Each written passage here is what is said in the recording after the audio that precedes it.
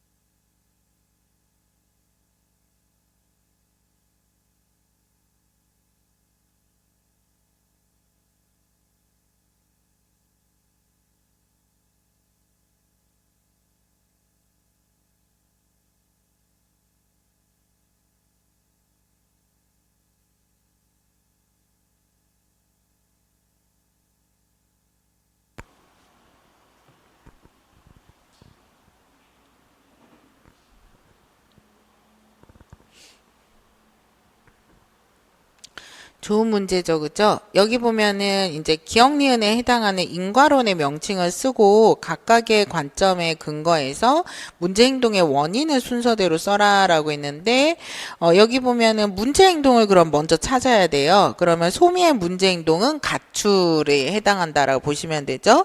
그러면 여기서 뭐 이유가 있나요?라고 했을 때 가출의 이유를 이제 부모님 간의 갈등이 원인이다라고 얘기했죠. 그러면 부모님 간의 갈등이 원인으로 인해서 가출했다 해서 끝나면 이거는 뭐에 해당하는 거예요? 선형적 인과관계, 직선적 인과관계다라고 보시면 되죠. 여기까지가. 근데 이제 내용을 봤더니 이제 아버지는 내성적이고 어머니는 잔소리를 하는 편이어서 그런데 아버지는 주말마다 낚시를 가서 어머니와 아버지의 갈등이 심해졌다. 요게 이제 줄이 쳐야 되겠죠? 어머니와 아버지의 갈등이 있자 소미는 답답한 마음에 담배를 폈다. 그래서 부모님의 갈등, 다음에 담배를 피우는 문제 행동이 나왔죠. 그리고 나서 이 사실을 부모님이 알게 돼서 또 더 크게 싸웠다. 요 부분이 또 부모님의 갈등, 담배 피우는 것으로 인해서 그래서 부모님의 갈등으로 인해서 소미는 이혼하실까봐 걱정이 들면서 답답한 마음에 가출을 했다. 또 문제 행동 이렇게 이어지게 되는 거죠, 그죠? 그래서 갈등문과 이제 담배, 그 다음에 갈등 등과 가출 이렇게 이어지는 것은 순환적 인과관계에 해당하죠. 그래서 이런 것들 순환적 인과관계라고 해서 그렇게 내용들을 서술해야 되는 문제다라고 보시면 돼요. 그래서 이렇게 이제 문제가 좀 정확하게 잘 나왔다라고 보시면 될 것 같고요. 사실 뭐 이 이상으로 나올 만한 것은 없고 구두점의 원리 이게 이제 안 나온 지 오래됐기 때문에 마침표 구두점이라는 단어 이거 잘 알아두실 필요가 있죠. 그 다음에 이제 18페이지에 정보 처리와 의사소통의 디지털 양식과 아날로그 양식이 나오는데 중요합니다. 요거는 이제 언제라도 문제로 나올 수 있다라고 보셔야 되죠.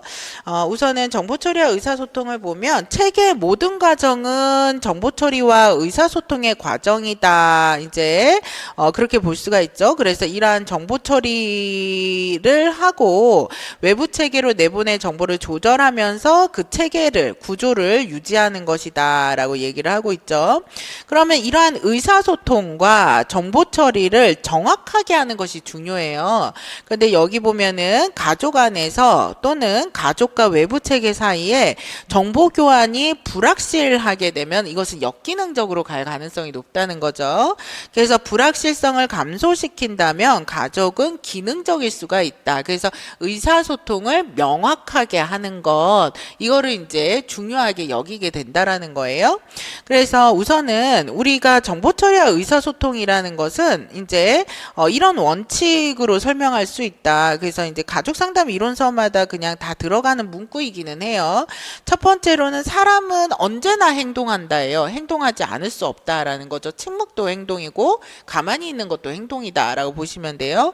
그리고 사람은 의사소통을 하지 않을 수 없다에 해당한다는 거죠. 아까도 얘기했듯이 침묵도 의사소통이고 눈을 깜빡이는 것도 의사소통이라는 거죠.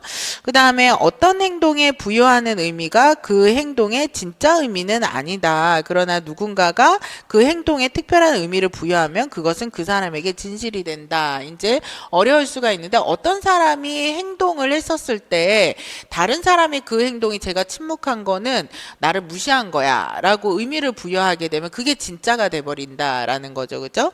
자, 그래서 이러한 어떤 특성들을 가지고 있다. 의사소통에는 이렇게 보시면 되는데 의사소통에는 무슨 양식과 무슨 양식, 디지털 양식과 아날로그 양식이 있다.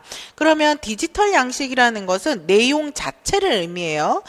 그래서 당신이 마음에 안 들어요 라고 얘기하면 당신이 마음에 들어요 라고 얘기하면 그 말 자체가 디지털 양식에 해당하는 거죠. 그래서 언어와 숫자에 해당하는 것으로 이제 중간중간 끊어지는 양식에 해당하는 것으로 실제로 전달되는 말과 내용을 뜻한다. 정보 자체라는 거죠.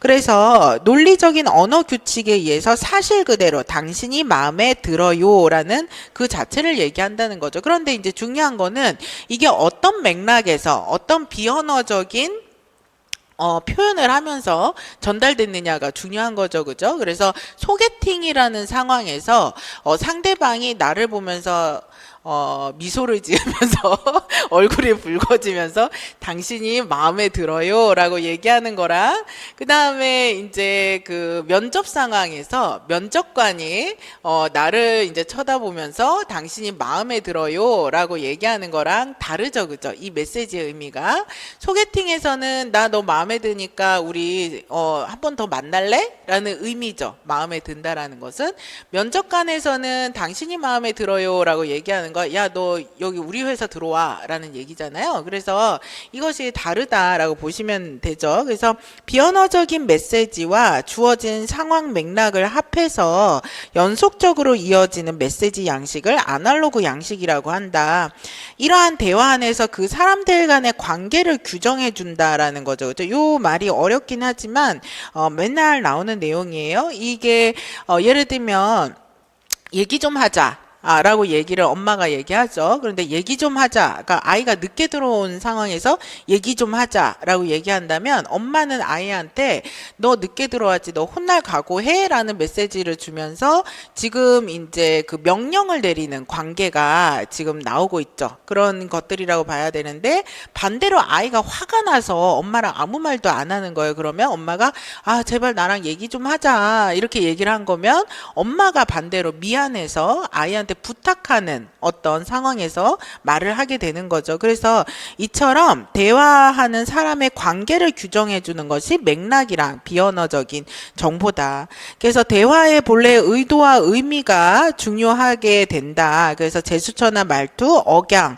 의미가 등이 의미가 상황에 따라서 다를 수가 있고, 이런 비언어적인 것들이 이러한 아날로그 양식에 해당한다. 그래서 아날로그 양식은 관계 수준을 결정을 하게 되는 중요한 요인이 되죠. 그래서 메시지의 내용이 메시지의 의미를 결정할 수 있기 위해서는 사실은 이런 아날로그 양식, 비언어적인 양식과 맥락에 맞아야 한다라는 거죠. 그죠? 당연한 얘기죠. 자, 그래서 요 두 가지를 이제 잘 구별해서 알아두셔야 되고, 이처럼 의사소통은 무엇을 말해야 하는가, 내용적 측면, 이제 디지털 양식적 측면이 있고, 그걸 어떤 방식으로 전달하는가, 어떤 표정, 제스처, 어떤 것들을 보여주면서 전달하는가에 대한 과정적 측면이 있다라는 거예요. 이 두 가지를 모두 주목해야 되고, 의사소통 내용에 보통 주의를 기울이지만 이제 이러한 가족 치료에서는 의사소통 과정, 어떤 상황에서 어떤 방법으로 전달하는가에 대한 것들이 메시지의 효과가 달라지기 때문에 이거를 더 중요하게 본다라는 거죠. 그렇기 때문에 이제 중요한 것은 아날로그 대화에 더 관심을 가지게 되는데, 이제 이 명확한 의사소통이라는 것은 무엇과 무엇이 일치하는 의사소통이라는 거예요. 아날로그 양식과 디지털 양식이 일치하는 의사소통, 이럴 때 정보의 어떤 불확실성을 감소시키고 명확한 의사소통이 될 수가 있다라는 거죠. 그런데 아날로그 양식과 디지털 양식의 대화가 일치하지 않게 된다라고 얘기한다는 거, 뭐 대표적인 것이 막 화가 잔뜩 나서 괜찮아 이렇게 말하는 것이 불일치한 거죠. 그럼 상대방이 복장 터지잖아요. 그래서 이런 식으로 하게 되는 거는 결국은 이제 불일치한 의사소통이어서 더 큰 갈등을 일으키게 된다라고 얘기를 한다라는 거죠. 그죠? 그래서 요것들은 잘 알아두실 필요가 있다는 거. 그 다음에 이제 규칙입니다. 이제 가족 규칙은 뒤에서 여러 번 나오게 될 거예요. 이제 중요합니다. 가족 규칙은 이제 체계가 허용하거나 수용하는 행동의 범위로 무엇을 중요하게 여기고 어떤 행동을 적절하게 여길까에 대한 어떤 규범이죠. 그래서 가족 안에서 이렇게 주어지게 된 일종의 규칙이 있어요. 우리도 다 그 규칙이 작동하는 거거든요. 뭐 예를 들면은 이제 우리나라에서 많이 여자애들은 설거지를 하고 남자애들은 설거지를 안 해도 된다. 뭐 이런 가족 규칙이 있죠. 그죠? 없습니까? 맨날 남동생 시켰나요? 뭐 그럴 수도 있고요. 그죠? 그래서 이제 이런 어떤 것들이 많죠. 그래서 부엌 일은 여자들이 한다. 요게 이제 가부장적인 사회에서 나오는 가족 규칙 같은 것들인데, 그런데 내가 이제 이런 어떤 규범들 같은 것들이 작동을 하면 여기에서는 어떤 것들도 같이 따라 있는 거예요. 이제 남자애들이 더 중요하다. 뭐 여자애들이 허드렛 일을 한다. 이런 것들이 이제 나타나게 되는 거죠. 자, 그래서 이런 어떤 뭐 어른의 말은 무조건 복종해야 된다. 이런 규칙들이 있을 수 있다라는 거예요. 그래서 가족 규칙은 이제 가족 역시 하나의 체계로 규칙에 따라서 움직이게 되고, 이러한 가족 규칙에 따라서 상호작용이 지배가 되어서 어떤 행동 규범이 만들어지게 된다는 거죠. 남자가 중요하고 어른의 말이 중요하고, 이런 규칙들은 가족의 어떤 체계적인 특성, 가족 체계의 특성, 이런 것들을 나타내게 되죠. 그래서 가족 규칙의 내용은 성역할이나 행동 규범, 뭐 감정 표현 방식, 집안일은 누가 하고, 귀가 시간은 몇 시고, 명절에 어떻게 지내야 하고, 의사결정은 어떻게 이루어지는지, 이런 것들이 가족 규칙의 내용이에요. 그런데 이제 이러한 규칙의 설정 과정은 반복적인 상호작용을 통해서 이루어지게 되죠. 그래서 엄마 아빠 말이 중요해지게 되는 것들을 상호작용하면서 느낀다던가, 내가 계속 심부름을 하고 내 남동생은 심부름하지 않는 것을 통해서 엄마는 남자애인 내 동생을 훨씬 중요하게 여기우는구나, 이런 것들을 알게 된다던가, 이런 것들에 해당하죠. 그죠? 자, 그래서 이런 것들이 그것을 통해서 이제 나타나게 돼서 가족 규칙을 위반하고 나서야지 그것이 규칙이었는지 안다. 내가 늦게 귀가를 해서 혼나고 나서야지 일찍 들어오는 것이 규칙이었구나, 이런 것들을 안다라는 거죠. 자, 그래서 2007년도 기출문제 굉장히 좋은데, 요런 식으로 언제고 나올 수가 있어요. 요거는 이제 하위 체계랑도 관련되어 있는데, 하위 체계는 뒤에서 이제 같이 이제 볼 거고, 여보, 전세 계약이 끝나가는데 어디로 이사 가지요? 라고 어머니가 이제 남편에게 물어본 거예요. 그랬더니 이제 현경이가 딸이, 엄마 이번에 아파트로 이사 가요? 라고 얘기했어요. 그랬더니 어머니가, 너는 이사는 걱정하지 말고 공부나 잘해. 이렇게 얘기한 거죠. 여기에서 엄마가 가족 안에 작동되는 규칙을 이제 표현을 한 거죠. 현경이가 규칙을 위반한 거예요. 엄마 아파트로 이사 가요. 라고 얘기한 것이 규칙이 위반된 거예요. 그러니까 너는 공부나 해. 아버지가 그러니까 넌 공부나 해. 이렇게 얘기한 거죠. 어떤 규칙을 위반한 걸까요? 뭐지? 규칙이 있었어? 뭐 이런 생각이 드시죠, 그죠? 그 규칙은 맨 첫 줄에 알 수가 있죠. 여보, 전세 계약이 끝나가는데 어디로 이사 가지요? 라고 얘기한 것에 대해서 아파트로 이사 가자! 라고 딸내미가 간섭을 했어요. 이 의사결정은 누가 해야 된다? 부모가 해야 한다. 그래서 아이들은 부모가 의사결정해야 되는 일에 껴들지 마라, 간섭하지 마라 라는 규칙이 여기 안에 있는 거죠. 그런데 이제 현경이가 그것을 껴들었기 때문에 공부나 해. 이렇게 이제 요거를 얘기하는 거다라고 보시면 된다라는 거. 자, 그래서 이제 이러한 어떤 부분, 뭐 좋은 문제죠. 이렇게 아실 수가 있습니다. 요 내용들은 이제 앞에서 계속 설명을 했던 거예요. 우선 뭐 전체성이라는 것은 체계가 하나의 전체로서 운동을 한다. 이제 부분으로 볼 수 있는 것이 아니라 2번을 보면 두 사람의 각각의 특성의 합이 아니라 상호작용까지 파악하는 전체 특성으로 파악해야 된다라는 거고, 상호 보완성과 패턴도 이제 우리가 앞에서 계속 얘기했던 거예요. 20페이지로 넘어갑니다. 요거는 자율성과 자기조직은 좀 알아두실 필요가 있어요. 요게 뭐랑 관련되어 있느냐면 2차 사이버네틱스랑 관련이 되어 있습니다.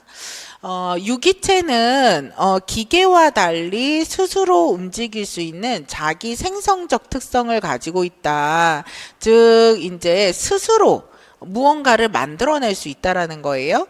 체계의 질서와 움직임은 환경에 의해서만 부과되는 것이 아니라 체계 자체에 의해서 서로 수립이 된다. 체계는 환경과 상호작용하지만 이러한 상호작용만이 체계의 구조를 결정하는 것이 아니라 스스로 이렇게 생성하고 만들 수 있다라는 것. 예를 들어서 치료자나 환경이 어떤 개입을 했는데 그 개입이 동일하다 하더라도 내담자 가족의 구조의 패턴에 따라서 내담자의 변화는 다 다르게 나타날 수가 있다. 그처럼 가족이라는 체계는, 개인이라는 체계는, 유기체라는 것은 자율적이면서 자기 스스로 조직해낼 수 있는 체계다라고 얘기를 하고 있어요. 그래서 1차 사이버네틱스와 2차 사이버네틱스에서 1차 사이버네틱스에서 가장 간과한 점이 이러한 가족 체계, 내담자는 자율성이 있으면서 자기조직적이다라는 것을 간과했다라는 것을 가장 이제 또 비판하는 부분 중에 하나다라고 보시면 돼요. 자, 여기 1차 사이버네틱스를 볼게요. 이건 뒤에서 한 번 더 다룰 겁니다. 치료자가 어디에 있다고 보는 거예요? 가족 체계 밖에서 가족 체계를 뭐 할 수 있다? 객관적으로 관찰할 수가 있다. 그래서 치료자가 가족 체계 밖에서 가족 체계를 객관적으로 관찰할 수 있기 때문에 가족 체계를 조절할 수 있는 능력이 있다라고 보는 관점이 1차 사이버네틱스다. 그래서 1차 사이버네틱스는 치료자를 절대적인 위치에다가 놓게 된다. 그래서 치료자가 평가를 하고 내담자의 문제를 해결할 수 있는 존재로 보는 것, 이것이 1차 사이버네틱스라는 거죠. 그런데 이제 3번, 2번도 같은 말이니까요. 그런데 여기에서 뭐가 중요한 거예요? 근데 체계는 자동적으로 움직이고 자기조직적 특성이 있어. 즉 자율성과 자기조직적 특성이 있다는 거를 무시했어 라고 얘기를 한다는 거죠. 그래서 2차 사이버네틱스를 보면 가장 높은 수준에서 볼 때 체계는 닫힌 체계다. 요거 선생님들 질문을 많이 하는 내용이어서 설명을 드릴게요. 어려운 내용이 아니고, 예를 들면은 치료자가 있어요. 치료자가 있고 그 다음에 가족이 있어요. 근데 가족이라는 것도 어떻게 보실 수가 있느냐면 부부 체계가 있고 그 다음에 자녀 체계가 있어요. 얘네들은 서로 어떻게 해요?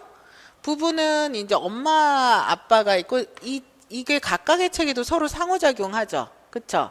그리고 여기는 뭐 누나, 남동생이 있어요. 얘네도 서로 상호작용을 하죠. 그죠? 여기 안에서 각각. 그리고 이거는 이제 상위 부부 체계, 상위 자녀 체계가 있을 때 얘네들도 서로 상호작용을 하죠. 그죠? 그러면 자녀 체계에서 누나와 남동생의 상호작용은 여기 안에 포함되어 있는 거잖아요. 그쵸? 그리고 부부 하위 체계에서 엄마와 아빠의 상호작용이 여기 안에 포함되어 있는 거잖아요. 그죠? 그리고 부부 하위 체계, 자녀 하위 체계 상호작용은 좀 더 큰 뭐예요? 가족 체계 안에서는 여기 안에서 상호작용을 하는 거잖아요. 그죠? 다 뭐예요? 하위 체계는 상위 체계적 입장에서 보면은 다 뭐다? 자기 안에서 그냥 상호작용하는 닫힌 체계다라고 본다라는 거죠.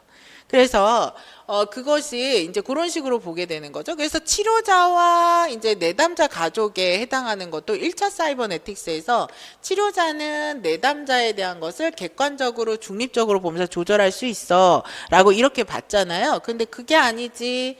얘네들은 보다 더 상위 체계를 보면 얘네도 서로 간에 이렇게 상호작용하는 닫힌 체계 안에서는 뭐 어차피 지네들끼리 상호작용하는 체계인 거지 이렇게 본다라는 거예요. 그래서 피드백의 가장 높은 수준, 가장 상위 체계를 보게 되면 모든 체계는 다 닫힌 체계라는 거죠. 자기 조직적이라는 거죠. 그죠? 그래서 이러한 것으로 보게 된다. 그래서 어떤 체계든 정보가 외부와 교환되기 때문에 열려 있지만 여전히 조직적으로는 자율적 메커니즘에 있어서 닫혀 있는 측면, 즉 스스로 이제 자율적으로 스스로 조직하고 생성하는 특성들이 다 있다는 거예요. 어느 체계든 어느 수준에서든. 근데 이거를 1차 사이버네틱스는 간과했다는 거죠. 그래서 인간의 자기 중거적 특성, 자율적 특성 이거에 주목을 해서 이것이 이제 치료자가 개인을 이렇게 조절하는 것이 아니라 스스로 조절할 수 있는 체계다라고 보는 관점 안에서 들어가게 되는 것이 2차 사이버네틱스. 그래서 이제 이해가 되시죠, 그죠? 그래서 2차 사이버네틱스는 그래서 알지 못함의 자세로 치료자가 내담자들에게 질문을 하고 영향을 미치는 존재로 이제 치료적 개입을 하게 됩니다라고 보시면 되죠. 그래서 이런 것들은 문제로 나올 수 있을 만한 것들이니까 잘 알아두셔야 되고요. 그 다음에 이중구속에 해당하는 겁니다. 여기 초기 가족 치료 이론은 무엇을 연구하면서 발전이 됐다고 말씀을 드렸어요? 정신분열증에 해당하는 거다. 그래서 정신분열증에 대한 원인으론으로 굉장히 유명한 것이 이제 베이트슨이 제시한 이중구속에 대한 개념이다라고 보시면 돼요. 자, 그러면 이중구속이라는 것은 특정 구성원이 상대방에게 무슨 메시지와 무슨 메시지를 제시해요? 언어와 비언어를 제시할 때 서로 모순되는 메시지. 요게 이제 가장 기본적인 개념이에요.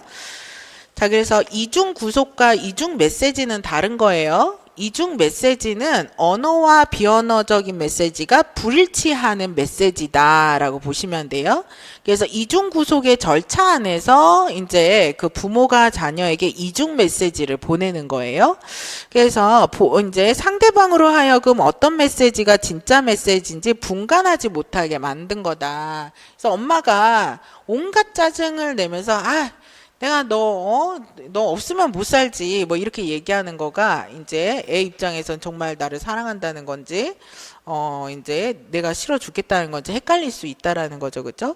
자, 그래서 이러한 어떤 이제 이중 메시지를 보내는 상황 안에서 이중 구속 상황에서 빠지게 만드는 절차가 진행이 되는데 이중 구속의 성립 조건에 보시면 첫 번째로는 지속적인 관계여야 된다는 거죠. 일시적인 관계에서는 이중 구속이 일어나지 않아요. 이제 헷갈리는 메시지를 보내봤자 그날 하고 끝나는 거죠. 그죠? 그래서 지속적인 관계여야 되고 그 다음에 한 사람은 좀 힘이 세야 되죠. 그죠? 그리고 상대방은 희생자여야 되죠. 그죠? 그래서 한 사람은 희생자여야 한다.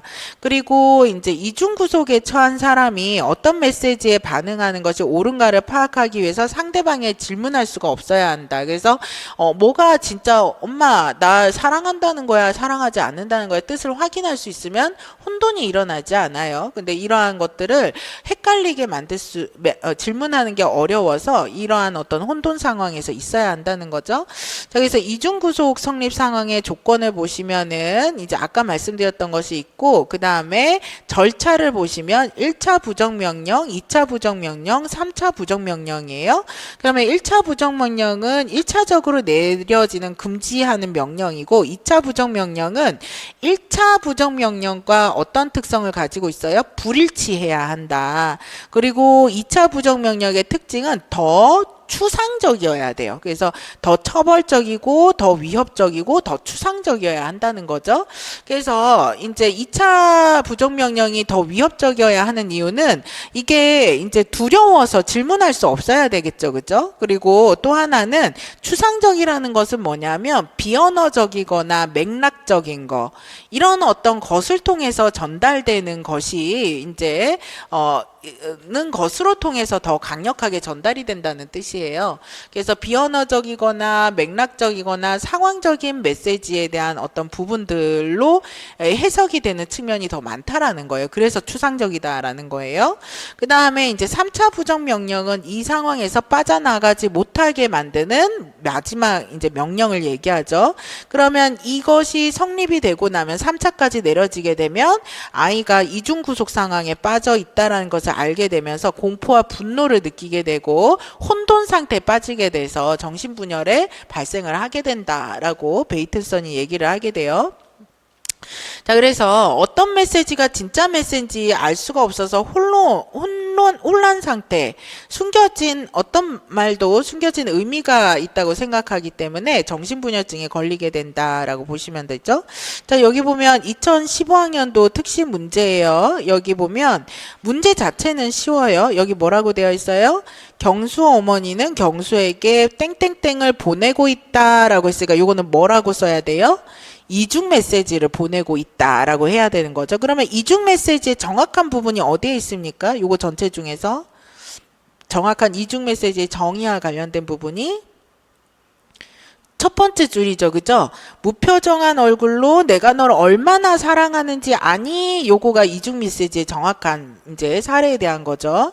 그럼 이중 구속 절차를 보면은 너 이번에 기말고사 1등 할 수 있지? 라고 했을 때 경수가 네, 노력해 볼게요. 라고 얘기했는데 여기까지는 정상적인 대화 과정으로 보여요. 그런데 누가 너더러 대답하래? 라고 얘기하는 것이 1차 부정명령이라고 볼 수 있겠죠. 그죠? 그래서 엄마가 자녀에게 제시하는 이제 1차적인 어떤 그 금지적인 명령이 내려나오죠. 그래서 누가 너더러 대답하래? 라고 얘기하니까 경수가 엄마가 물어보셔서 라고 얘기하니까 그래서 1등은 자신 있다는 거야 없다는 거야 라고 얘기하면서 2차 부정명령을 내리죠. 요거는 내용 문장상으로는 달라 보이지만 여기 뭐가 있다고 봐야 돼요? 빨리 대답해! 라는 의미가 들어가 있는 거죠. 너 1등 자신 있다는 거야? 없다는 거야? 자신 있다고 빨리 대답해. 막 이런 얘기죠. 그죠? 그래서 대답을 하지 못하게 해놓고 빨리 대답해라 라는 불일치하는 2차 부정명령이 내려져 있고 짜증난 표정으로 얘기를 하고 있기 때문에 더 위협적이고 처벌적일 수가 있다라고 보시면 되고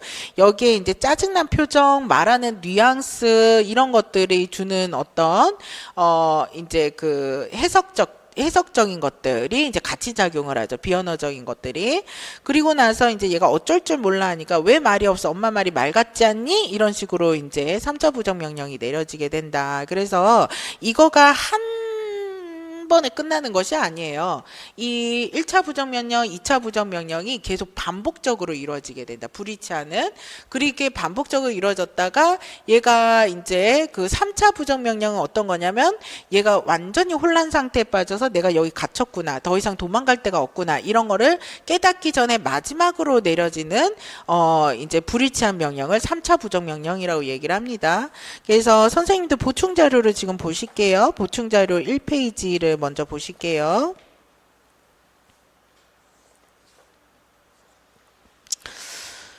자, 보충자료 1페이지 이중구속의 특징입니다. 요거 이제 앞에서 얘기했던 거죠. 그죠? 그래서 1차적 부정명령은 X를 하지 마라. 그렇지 않으면 벌을 받게 될 거다.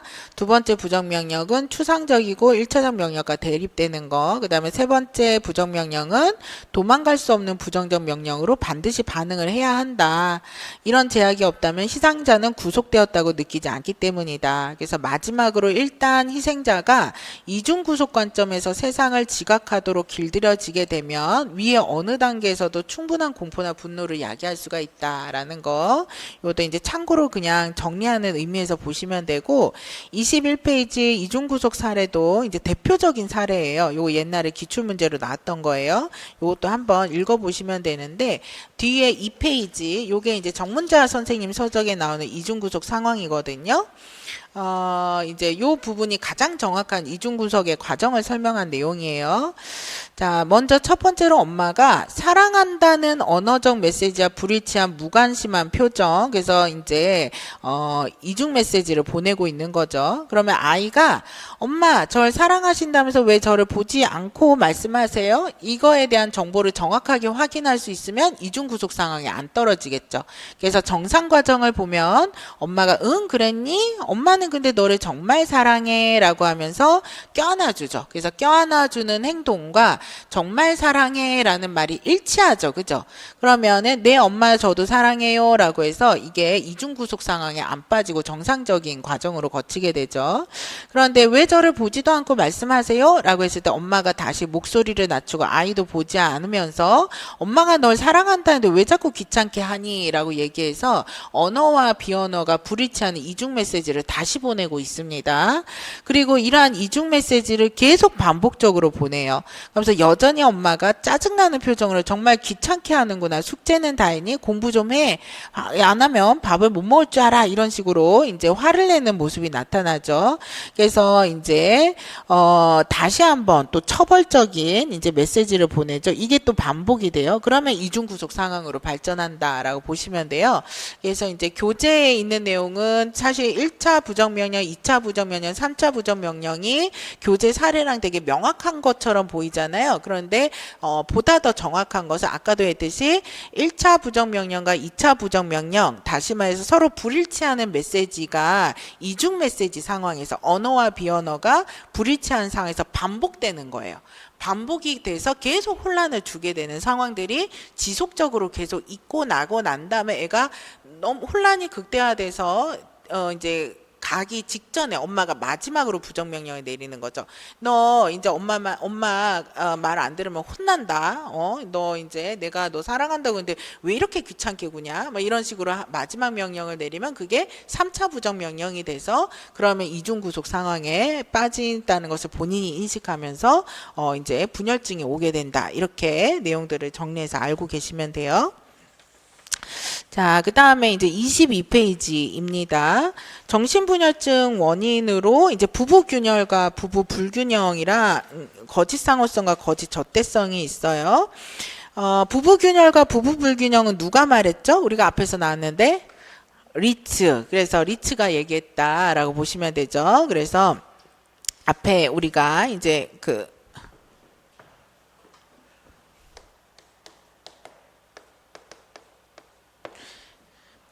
부부균열, 부부불균형을 말한 사람입니다. 그리고 이제 밑에 거짓상호성과 거짓적대성을 말한 사람은 윈이에요. 윈이 말을 했다라고 보시면 돼요. 자, 그러면 이제 부부균열은 뭐냐면 이제 부부가 서로 역할을 교환할 수 없고 목표를 공유하거나 보완할 수 없는 상황을 뜻한다. 부부는 각자 자신의 기대와 욕구를 충족하기 위해서 상대방을 어떻게 하려는 거예요?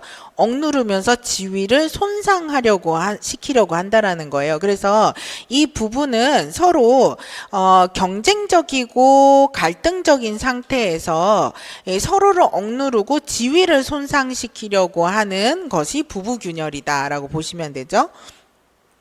자, 그 다음에 부부불균형은 어떤 거냐면 부부 간의 권력이 지나치게 불균형을 이루고 있는 상태예요. 그래서 한 사람은 강하고 한 사람은 약한 위치에 있는 거죠. 그래서 강한 배우자가 약한 배우자를 지배하고 있어서 겉으로는 갈등이 일어나는 것처럼 보이지 않아요. 부부 불균형은 서로 지위 손상을 하려고 하기 때문에 끊임없이 갈등을 일으키고 서로를 인정하지 않지만 여기 보면 부부 불균형은 한쪽이 강하기 때문에 갈등이 표면화는 안 되어 있다라는 거죠. 그죠?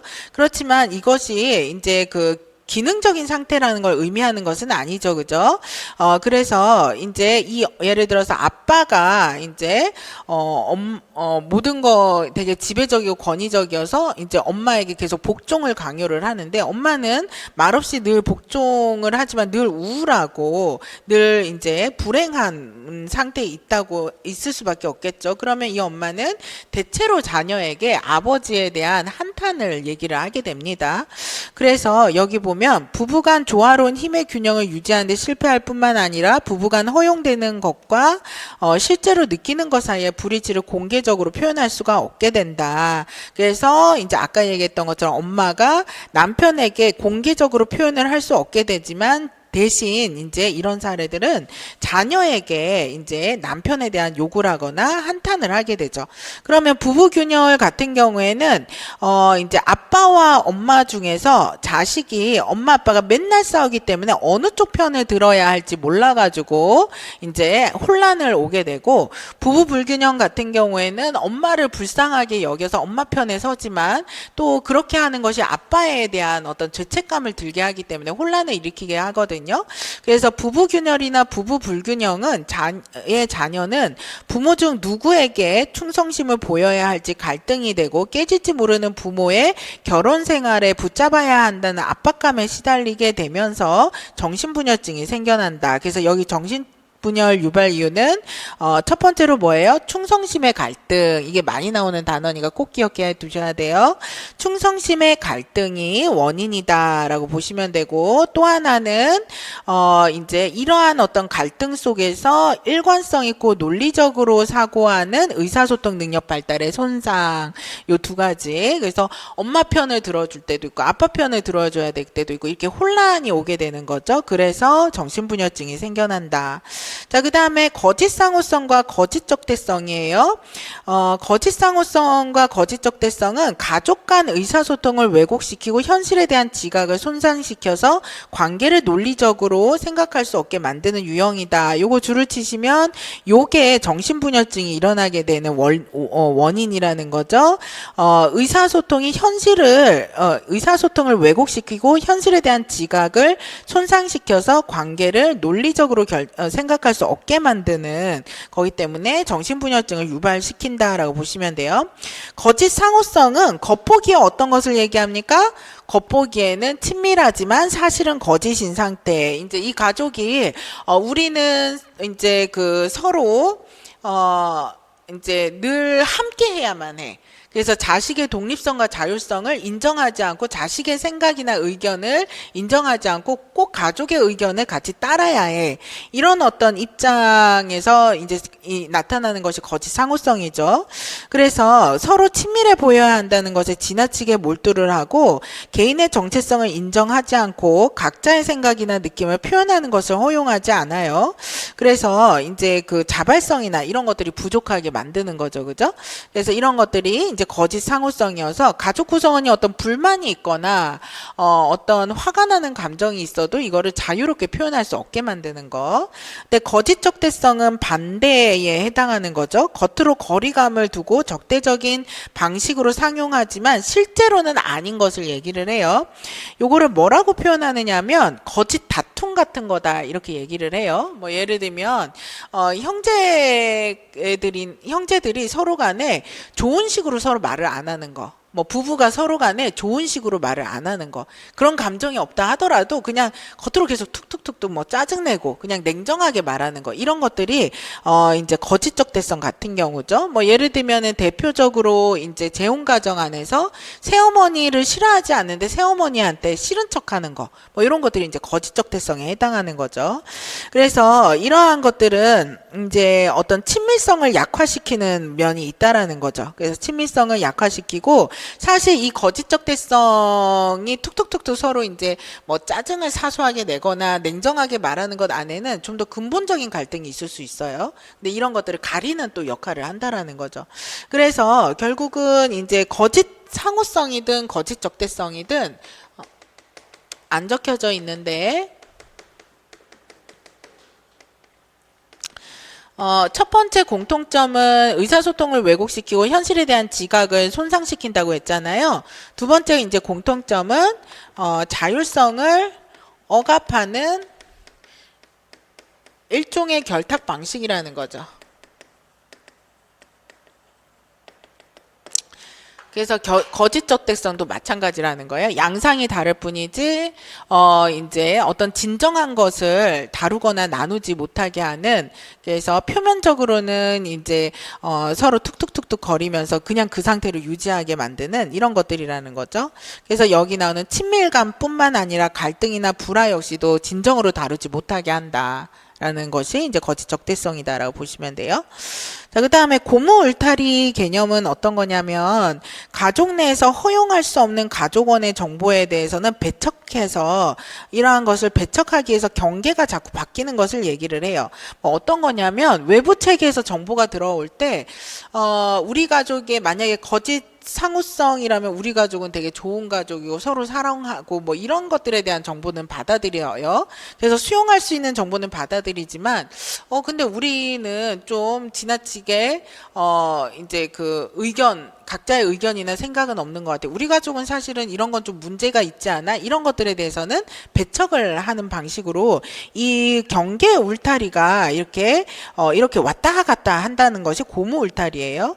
그러다 보니까 이제 한 가족원이 개인의 정체성과 독자성을 찾으려고 할 때 이 가족이 함께해야 한다는 믿음으로 이 울타리를 자꾸 확장하면서 이 자녀가 이제 그 수용할 수 있는 우리가 허용할 수 있는 어떤 정보만 받아들이도록 자꾸 그런 식으로 조정을 한다라는 거죠.